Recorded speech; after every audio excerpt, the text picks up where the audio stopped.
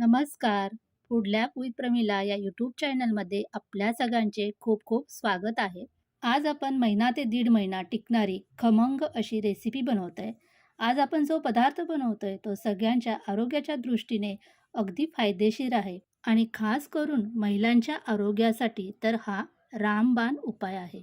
आणि रोजच्या जेवणामध्ये हा पदार्थ सर्वांनी खाल्लाच पाहिजे. तर यासाठी मी गॅसवरती एक पॅन ठेवला आहे गरम करायला आणि येथे मी एक वाटी जवस घेतले आहे. वजनी प्रमाणात हे 50 ग्रॅम आहे. आता हे जवस आपल्याला मंद आचेवरती तडतडेपर्यंत छान खरपूस भाजून घ्यायचे आहेत. कुठेही गॅसची फ्लेम मीडियम किंवा इथे मोठी करायची नाही.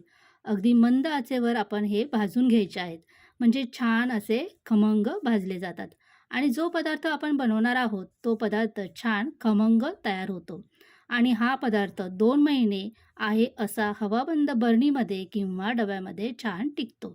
जी लोकं किंवा स्त्रिया नॉनव्हेज खात नाही त्यांच्यासाठी तर अत्यंत उपयुक्त आहे.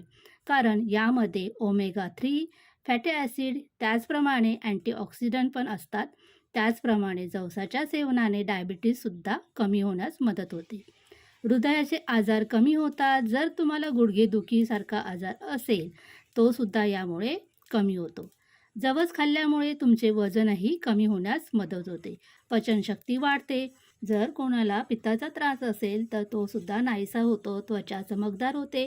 केस गळत असतील तर ते सुद्धा केस गळायचे कमी होतात आणि केसांची वाढही चांगली होते. असे बरेच जवसाचे फायदे आहेत. त्यामुळे रोजच्या जेवणामध्ये हा पदार्थ तुम्ही नक्की खायला हवा. मी सांगते या पद्धतीने जर हा पदार्थ बनवला तर तो 2 महिने अगदी आरामात छान असा टिकतो. जवस इथे तडतडायला लागले आहेत तर अशा प्रकारे तडतडायला लागले की आपण जवस हे एका ताटामध्ये काढून घ्यायचे. तर आता हे जवस मी एका ताटामध्ये काढून घेते आहे. जवस आपल्याला थंड करून घ्यायचे आहे. परत तोच पॅन मी गॅसवर ठेवला आहे. आता इथे मी 3 ते 4 चमचा सफेद तीळ घेतले आहे आणि हे तीळसुद्धा आपल्याला तडतडेपर्यंत मंद आचेवर छान असे खरपूस भाजून घ्यायचे आहे. तीळ भाजताना देखील गॅसची फ्लेम कुठेही जास्त करायची नाही. अगदी मंद आचेवर हे तीळ आपल्याला छान असे भाजून घ्यायचे आहेत. यामुळे तीळ छान असे खरपूस भाजले जातात. आता हे तीळ भाजून झाले आहेत. हे सुद्धा आपण ताटामध्ये काढून घेऊया. हे आपल्याला थंड करून घ्यायचं आहे. ज्या ताटात मी जवस काढले त्याच ताटात हे तीळसुद्धा मी काढून घेतले आहे. परत तोच पॅन मी गॅसवर ठेवून इथे मी 2 चमचे धणे घेतले आहे. धणेसुद्धा आपल्याला छान असे मंद आचेवर भाजून घ्यायचे आहे. धणे अगदी थोडेसे भाजले की त्यामध्ये आपल्याला 1 चमचा जिरे घ्यायचे आहे. जिरेसुद्धा यामध्ये आपल्याला भाजून घ्यायचे आहे. जिरे थोडेसे भाजले की यामध्ये आपल्याला काही कढीपत्त्याची पाने घालून घ्यायची आहे. इथे मी 10-12 कढीपत्त्याची पाने घालून घेतली आहे. ही पानेसुद्धा आपल्याला यासोबतच छान अशी भाजून घ्यायची आहे. हे भाजत असताना गॅसची फ्लेम आपल्याला एकदम स्लो ठेवायची आहे. त्यासोबतच आता इथे मी 3 ते 4 चमचा सुकं खोबरं असं किसून घेतलं आहे. ते यामध्ये भाजून घ्यायचं आहे. सुकं खोबरंसुद्धा आपल्याला छान असं लालसर रंग येईपर्यंत भाजून घ्यायचं आहे. यामध्ये तुम्ही लसणाच्या पाकळ्या घातल्या तरी चालेल. पण इथे आत्ता मी लसणाच्या पाकळ्या नाही घातल्या आहेत कारण की लसूण आता मी एवढ्यामध्ये खात नाही आहे म्हणून. तर तुम्हाला हवं असेल तर यामध्ये लसणाच्या पाकळ्यासुद्धा घालू शकता. आता हे सगळं भाजून झाल्यानंतर एखाद्या ताटामध्ये काढून घ्यायचं आहे. सगळं साहित्य आपल्याला छान असं थंड करून घ्यायचं आहे. थंड झाल्यानंतर आपल्याला एका मिक्सरच्या भांड्यामध्ये हे सगळं घालून घ्यायचं आहे. आज इथे आपण जवसाची चटणी बनवत आहे तर त्यासाठीच आपल्याला मिक्सरच्या भांड्यामध्ये हे सगळं घालून घ्यायचं आहे. आता इथे बघा आपण जवस असेच खात नाही कारण की आपल्याला ते फारसे आवडत नाही. पण अशा प्रकारे आपण चटणी बनवून ठेवली तर ती जेवताना अगदी चमचाभर तरी खाल्ली ना तरी ती आपल्या पोटात जाते.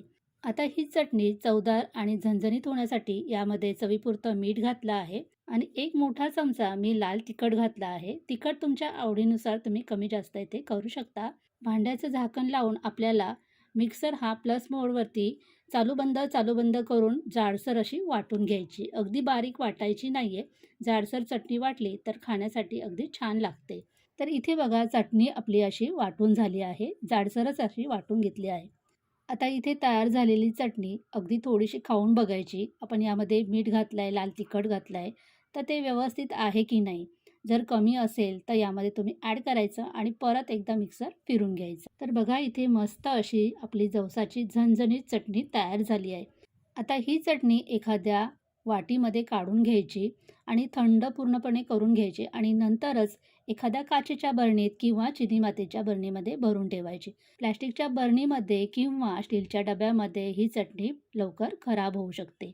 आपल्या रोजच्या जेवणामध्ये जवसाची चटणी खूप पौष्टिक आहे. त्यामुळे जरूर अशा प्रकारची चटणी बनवून खा. बनवायला एकदम सोपी आहे. झटपट बनवून तयार होते. 2 महिने छान टिकते. आणि आजची रेसिपी जर तुम्हाला आवडली असेल तर जास्तीत जास्त शेअर करा, लाईक करा, कमेंट करायला विसरू नका. आणि छानशा रेसिपी पाहण्यासाठी माझ्या चॅनलला सबस्क्राईब करा. आपण पुन्हा भेटूया अशा साध्या, सोप्या आणि झटपट होणाऱ्या रेसिपीसोबत. व्हिडिओ शेवटपर्यंत पाहिल्याबद्दल खूप खूप धन्यवाद.